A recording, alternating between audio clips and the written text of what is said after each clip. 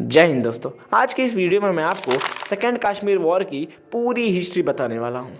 इस वीडियो में मैं आपको बताऊंगा कि कैसे हमारे इंडियन फोर्सेस ने लाहौर के स्कूल पर भारत का झंडा फहराया और क्या इंडिया पाकिस्तान बॉर्डर पे इंसान के कब्र से ज़्यादा टैंक्स के कब्र हैं। आखिर कैसे पाकिस्तान के सैबर जेट को हमारे इंडिया के नट्स विमानों ने मार गिराया। पूरी हिस्ट्री बताऊंगा दोस्तों, बस वीडियो को लास्ट तक जरूर देखना।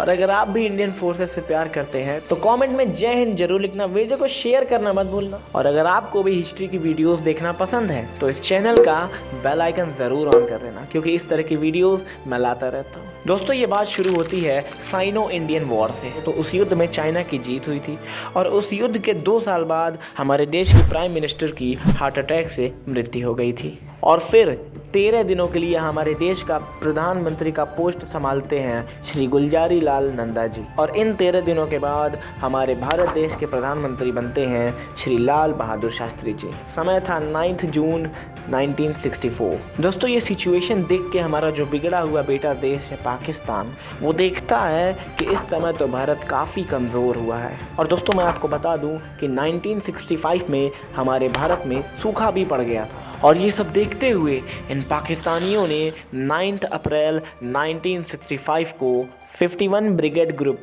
यानी 3500 पाकिस्तानी आर्मी, इन पाकिस्तानियों ने गुजरात के कच्छ के रन पे हमला कर दिया। और इस हमले का कोड नेम था ऑपरेशन डिजर्ट हॉक 1।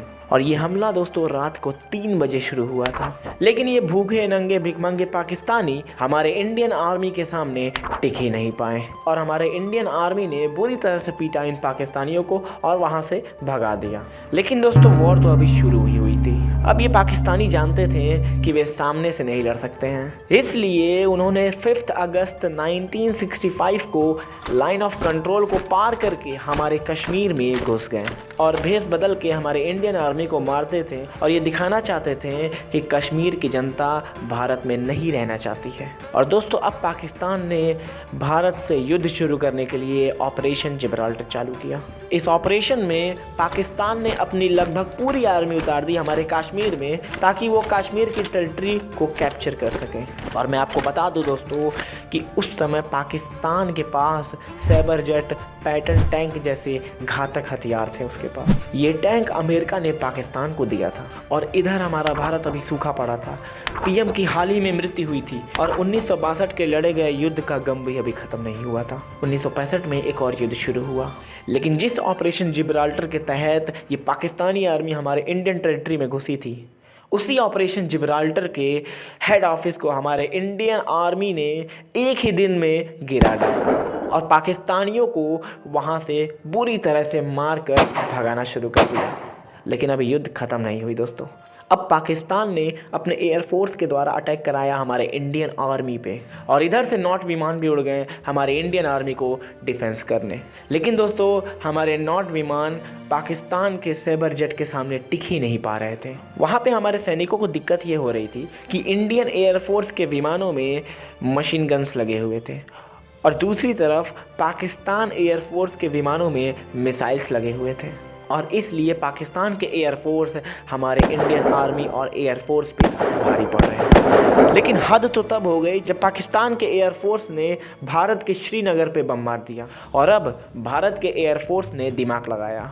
हुआ क्या कि इंडियन एयरफोर्स ने अपने नॉट विमानों को पाकिस्तान के रडार में काफ़ी ऊंचाई पे उड़ाया और जैसे ही पाकिस्तान के सैबर जेट्स ने इन्हें देखा, वो तुरंत इनके पीछे लग गए। और इंडियन एयरफोर्स ने क्या किया कि 10 नॉट विमान नीचे से उड़ा दिया और अभी सैबर जेट हमारे नॉट विमानों को मारने के लिए मिसाइल लॉक ही कर रहा था कि अचानक पीछे से इसके ऊपर गोलियों की बारिश होने लगती है और हमारे इन नॉट विमानों ने पाकिस्तान के लेटेस्ट सैबर जेट को फोड़ दिया पूरा।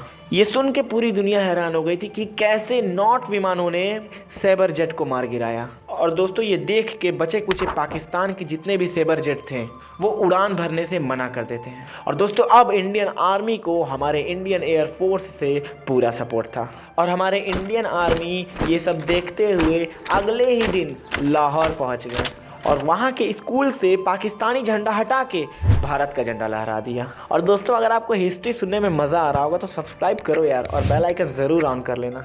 और अगर आपको इंडो पाकिस्तानी वॉर ऑफ 1971 की पूरी हिस्ट्री देखनी है तो मैंने उस पर भी वीडियो बना रखी है, लिंक डिस्क्रिप्शन में आप जाके चेकआउट कर सकते हैं। कहानी में वापस आए तो इधर पाकिस्तान ये सब देख कर भी हार नहीं मानता और अपने पैटर्न टैंक को इस जंग में उतार देता है और भेज देता है राजस्थान की ओर। पैटर्न टैंक के बारे में मैं आपको बताऊं दोस्तों तो उस समय की एक ऐसी मजबूत टैंक थी, अगर इसके बॉडी पे एक दो जगह छोड़ के बाकी कहीं भी मिसाइल लगता है तो इसे फ़र्क भी नहीं पड़ता था। और जब ये राजस्थान में घुसता है तो दूसरी तरफ राजस्थान में खड़े थे वीर अब्दुल हमीद।